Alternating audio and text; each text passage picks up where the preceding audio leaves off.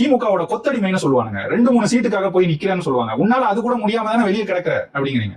வெளியே கிடக்கிறது ஒன்றும் பெரிய தப்பு இல்லையா? நீங்களும் இந்த 2 கூட்டணி வேணான்னு வெளியே பலமுறை இருந்திருக்கீங்களா? அப்ப அப்பெல்லாம் எங்க போச்சு உங்களுக்கு? எங்க போச்சு? நீங்க ஒரு கூட்டணி அமைச்சீங்களா 2000-ல? அந்த கூட்டணி என்ன ஆச்சு? 2004ல நீங்க முயற்சி செஞ்சது என்ன ஆச்சு? தோல்வி விட்டுருச்சு.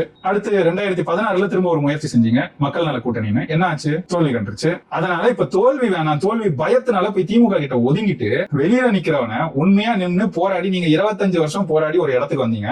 அந்த இடத்துக்கு 15 வருஷத்துல ஒருத்தன் வந்திருக்கான்னா அவனை பார்த்து இழிவா பேசுறதுங்கிறது என்ன மாதிரி மனநிலை?